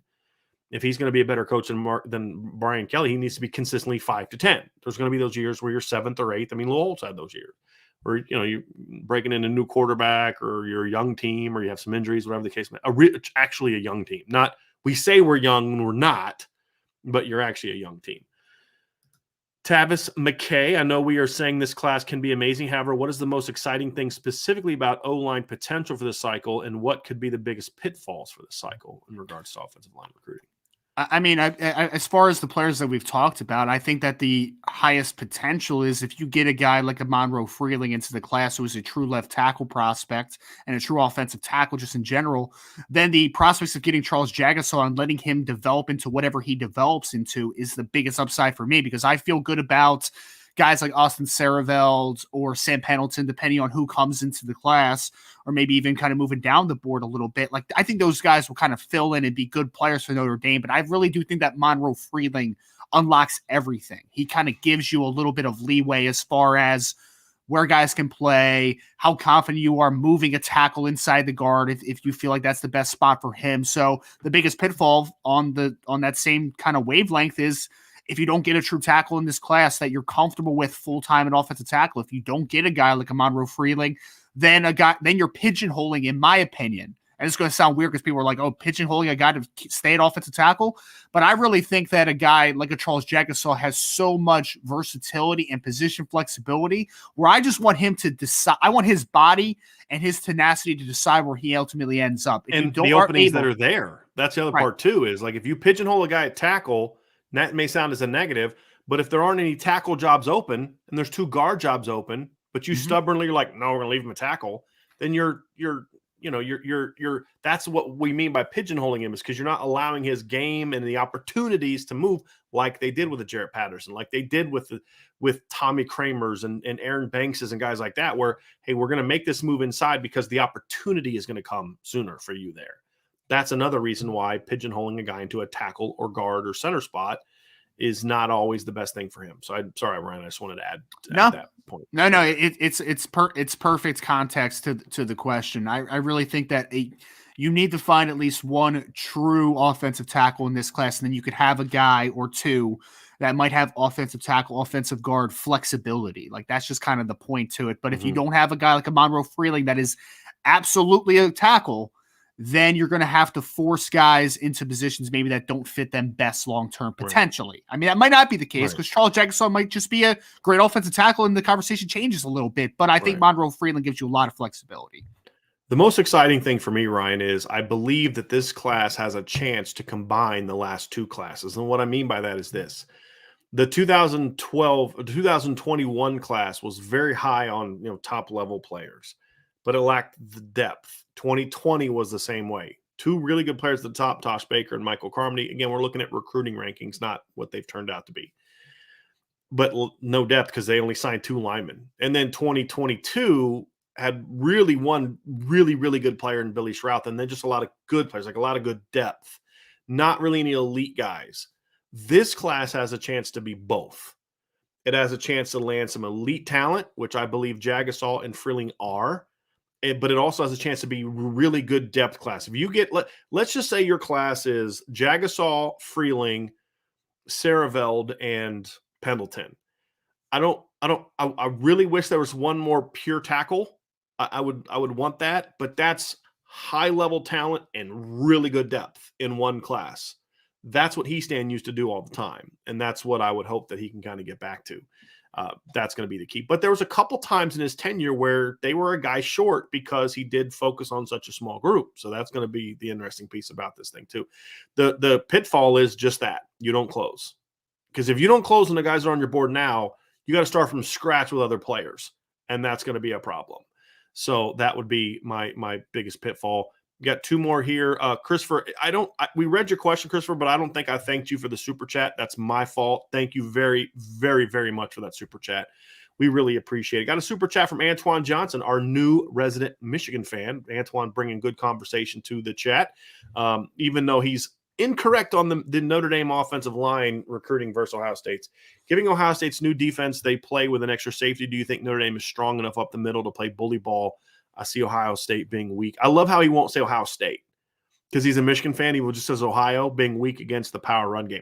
I think we saw that in both of their losses last year, Antoine. I think they got bullied up front on both sides of the ball, really, but especially their D-line in both of their losses. And honestly, that's what, because there's this talk about like, well, Notre Dame's going to struggle because their defense is going to get beat by, but nobody's talking about the fact that Notre Dame has a better offense than Utah, and Utah hung 45 on Ohio State in the bowl game last year.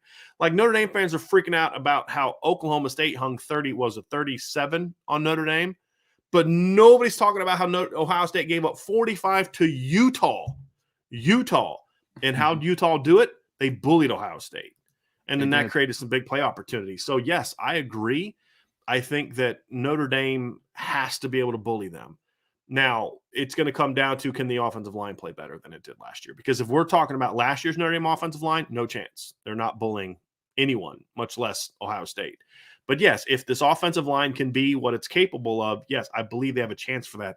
I'd feel a little bit better if maybe they played in week 3, just from an O-line standpoint. There's other areas where I'm glad they're playing in week 1, but just O-line, kind of getting their feet wet a couple times would be ideal. But to me, Ryan, that's my thing. Do they have it? Is Notre Dame strong enough up the middle? I think they can be. Yes, I do. I do think they can be. Yeah, no, I agree completely. I think that Notre Dame definitely has the potential to bully an Ohio State because, I mean, like I kind of said before, right? They have a lot of talent in the defensive line, but it has not been developed to this degree. I like the Williams kid, the young sophomore defensive tackle. Zach Harrison is a freak of nature at defensive end, but Zach Harrison just has not been that guy. And then one of the worst parts, I mean, the secondary was bad for Ohio State last year too, but the linebackers were bad, man. Their best linebacker all year was Steele Chambers, a converted running back. Converted from running back beginning of the year. Right. He didn't even convert in the offseason. He converted during the fall. Yep. That's not good. Nope, not good. It's possible, man. It's possible. I mean, I know there's big expectations, obviously, with the new defensive coordinator coming in, and he's a great defensive mind. There's no question. But getting them in the first game of the season, I think, is big for Notre Dame. I think that gives them some just upside. About every area except for the offensive line, having them in the openers, ideal. And it's not bad for the offensive line. I just would like at least a game to kind of get their feet going, get their feet under them a little bit, but it's not going to be a problem. I mean, if Notre Dame's got a chance to beat them, they'll beat them. But to the point last year, Ryan, I'd say the 4 games that Ohio State struggled the most, Minnesota, and I'll still say this, they might have lost that game if Ibrahim doesn't get hurt, because Minnesota had taken control of that game before Muhammad Ibrahim went down. I mean, they were running it all over them. They ended up running for 203 yards. They gave up 269 yards rushing to Oregon in a home loss. That they lost by 7. Ohio State never had a chance to win that game. Then they gave up 297 to Michigan and got bullied in that game. And they gave up 226 rushing yards to Utah.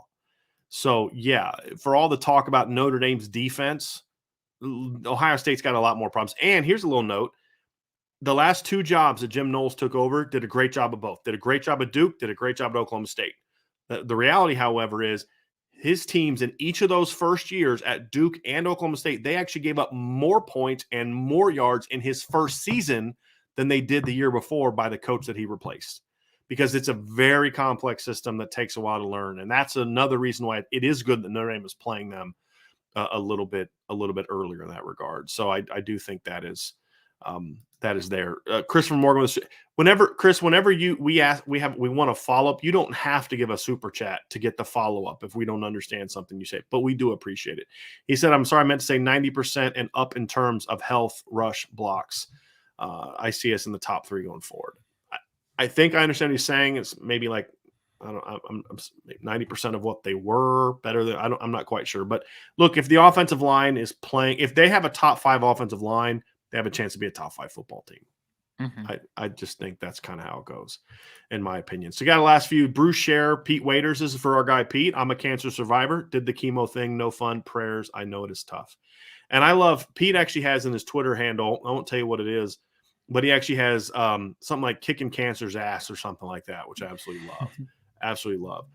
Keith Wiegand talking about Emil Wagner. He says, there was a lot of talk that Wagner may not be able to put on good weight and keep his mobility. Didn't know if something changed there. No, nothing has changed there. That's still our big concern. I mean, he has a very good talent. The concern has always been, I don't know if I look at his frame, Ryan, and see a guy that I think can naturally get up to at least 290 pounds. You don't have to be 310 pounds. Robert Hainsey was never more than 290, 295 in his career. And he was a heck of a player. It's just, I don't know if he can get up to 290 and keep that weight on and still be as athletic as he is now, because he's got narrow shoulders, narrow hips, like basketball player legs. He just doesn't look like a guy that's going to be able to carry 290. Now, I hope I'm wrong, because if I'm wrong, he's going to be a player at Notre Dame, because he's a strong, physical, athletic kid and a smart kid. I just don't see the frame. That's the concern I have. And that's always been the concern. And that'll be my concern until he proves me wrong. It's not personal. It's just, that's my evaluation of it. This is one I definitely hope I'm wrong on. There's no question, Ryan. Yeah, no, I mean, because that changes the narrative as far as what the offensive tackle room might look like moving forward. Because the talent is obviously, I mean, it doesn't take even a good eye to watch his film and be like, wow, that kid can move. Like, he can really move, man. There's no doubt. But then you see pictures and you're just like, that guy looks more like a defensive end tight end than offensive tackle, you know? So like you said, is he going to be able to put that weight on? Is he going to be able to play at that weight? Because, I mean, I have shared this with Brian a ton. Nicholas Petit-Frere from Ohio State was viewed as this top-notch 5-star caliber player. And he went to Ohio State and he put the weight on. He was playing around 310-ish, his final year, but that completely zapped his athleticism. Right. It was he should have been 290, 295 tops. Right. Yeah. Because if you put more weight on than your body can handle, Ryan, you can't move the way you normally can. Anyone can get up to 300 pounds. I mean, it's not going to be an issue at all for Emil Wagner to get to 300 pounds if he wants to be 300 pounds. Not at all. Right? Mm-hmm. I mean, it's about, can you move? And to your point about Predator, if he'd have stayed at Notre Dame, he never would have got over 295. Never. Because Matt Bayless isn't a believer in that. Like, they never tried to convince Robert Hainsey to get up to 300. It was just like, look, you got to get up to 290, 295 and be able to maintain it. It was about finding that weight that he could maintain. Because the other problem too, Ryan, is you put all that bad weight on and you get up to 300 pounds. By the time camp's over, if it's not weight your body can't handle, that weight's gone, and then you wasted all this time putting this bad weight on that, so then you end up getting down to 280, 285, and you still have lost mobility. Because as you lose 10 pounds, you don't just suddenly get your quickness back. You lose that quickness by the buildup, and you don't always get it back. And that's the other danger about this too. Last couple things, Ryan. Lucas Chapman. I'm going to say this, Lucas. Has there been any news regarding the offensive linemen are taking Harry's coaching? We've had multiple updates on that on the message board. So I believe you're a member of the message board. So you're going to want to look at those intel pieces. And then before you run, Ryan, I just wanted to get your thoughts quickly on this. Then I'll take over and you can head out and I'll finish up the last couple questions. From Camden Hirschberger, how would you guys rank Charles Jagassaw, Monroe, Freeling, and Sullivan Abstract in terms of most likely commit to Notre Dame? I think he kind of answered his own question, Ryan. I was going to say it's in order already for me. Charles Jagassaw, you have to feel really good about. I still am very confident. Well, not very confident. I'm confident in Monroe Freeling that Notre Dame could be the leader there. Sullivan Abstract, I have never been confident in that one. So I would say Jagassaw, Freeling, and Abstract in that order for me. Yeah, same here. I mean, and it's a big gap between each one of them. Like I'd be shocked if they don't get Charles Jagassaw. I'm with you, and a lot of my confidence comes from you in Freeling, but it's not close to where we are with Jagassaw. And I'm much more confident in Freeling than I am with Absher. I mean, there's a gap between all three of them. It's not like they're close. It's Jagassaw clearly, and then definitely number 2 is Freeling with and I would even put Absher wouldn't be in my top 3 of guys I'm most confident in picking Notre Dame. I'd put Cereville ahead of him. I'd put Sam Pendleton ahead of him. I'd put both of those guys ahead of him. Ryan, I know you got to run. I got these last couple questions we'll get to here real quick because I want to talk about spring games here. And Bob's an idiot said, I heard Clemson's spring game did not go well for their offense. And, I've had people talk to me about Michigan spring game. Look, I'm going to tell you all right now, I'm going to tell you the same thing about their spring games and I'm going to tell you about Notre Dame's spring game. I don't care. Spring games are so unimportant in regards to evaluating a football team. If a guy shows you what he's always been, okay, that's fine. But when I watched some of Clemson's spring game and I saw some of the things my friends have told me, DJ was inaccurate. He's always been inaccurate. He's never been a guy that was a super accurate quarterback. Hey, they couldn't do this. They were missing 2 starting offensive linemen. They were missing Will Shipley. They had some other guys that were out. They're learning a new staff. I don't care if Clemson didn't look great in the spring. It just doesn't matter to me. And if I've had a guy I know who I like, young guy I like, he's talking about, watch the spring game and about Clemson. He's always been kind of down on Clemson, and that's just confirmation for him that Clemson's going to struggle. Clemson's going to be fine. They're going to because if DJ's not the guy, they're going to have no problem putting Cade Klubnik in there. And I thought Cade looked good. Their offensive line didn't look good because they're missing a bunch of guys, and they've got a couple true freshmen kind of working into the rotation, and Colin Sadler and the kid from Ohio whose name escapes me right now, but they're going to be fine. And the spring game doesn't mean a whole lot to me. There's going to be other teams going to be watching Notre Dame spring game being like, I don't know about Notre Dame. It's April, y'all. It's April, and they're not building to look great in a game. That is a scrimmage. They're not practicing to be at their best in all these different areas for a spring game. There's just not. I mean, look, Boston College had an offensive lineman run a wildcat play into the end zone. That's how much they cared about their spring game. It's for fun. It's to reward the kids. It's to give them some chance to competition. It's to get the crowd there. It's meant to be a fun thing. It's not meant to be like, oh, this is the team, what the team is going to look like. It's just not that. I've tried to warn people for years not to put a lot of stock in spring games. It's the same reason that people were thinking that Deshaun Kaiser could never play at Notre Dame because he looked bad in the spring. I had people telling me they thought Nate Montana could have been a player at Notre Dame because of what he did at a spring game. Spring games mean nothing to me. We had this conversation last year. Oh, Tyler Buckner should beat out Jack Cohn because of what he did in the spring game against the third string defense. Spring games are meant to be fun. That as simple as that. They're meant to be fun. They're not meant to be things that we take seriously or use as strong evaluative tools. They're just not that. So I would discourage you from putting a lot of stock in that, other than just saying how guys are running around. I mean, I think that's fun. It's our chance to see Notre Dame players moving and battling and competing and all that, and it's fun. It's good to see. We can take little nuggets from it that are conversation, but at the end of the day, it's a situation where it's just meant to enjoy and get some fun and get a chance to see guys playing in a Notre Dame uniform and in a Clemson uniform and a Michigan uniform and a Florida State uniform and all the different spring games that I've watched so far. I got Nebraska recorded. I'll be watching that soon. I'll be watching Ohio State this weekend. It's just meant to be fun, really. It's not meant to be like taken too seriously.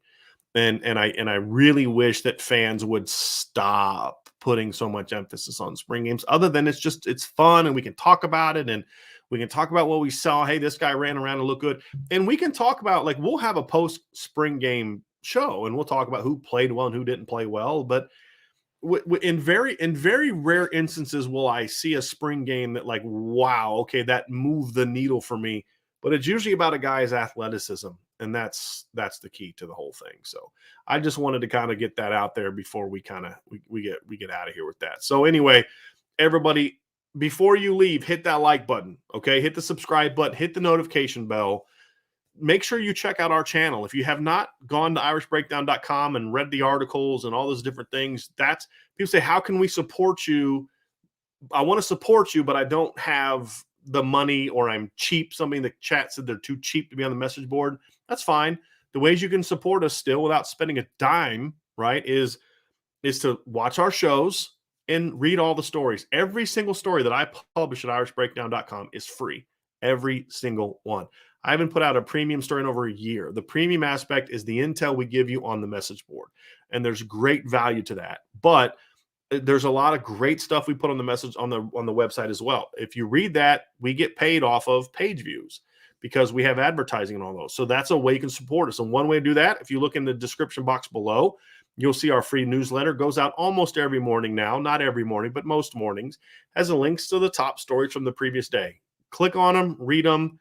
That's how you can support us. So there's a lot of ways you can support us if you're in a situation where you can't or don't want to spend the money on the message board or a super chat and those type of things. So definitely a big piece of that.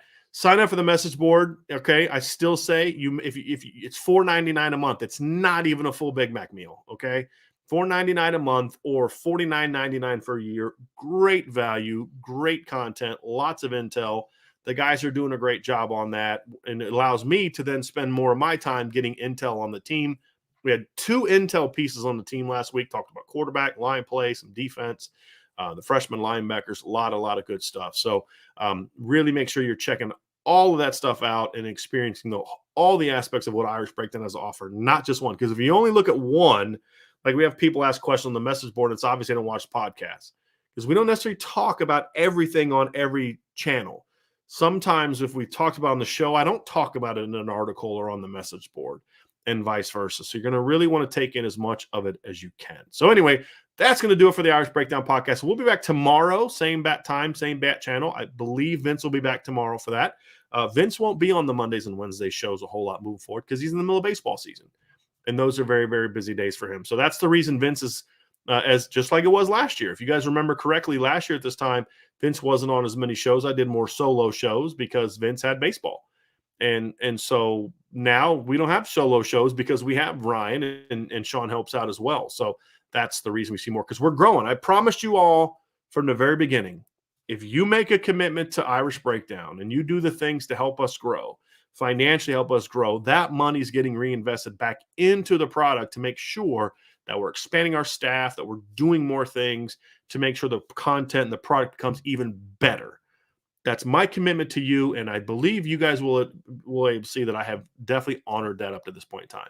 And I'm hoping to grow more. I want to hire new people, more full-time people, do all that kind of stuff so we can expand our product.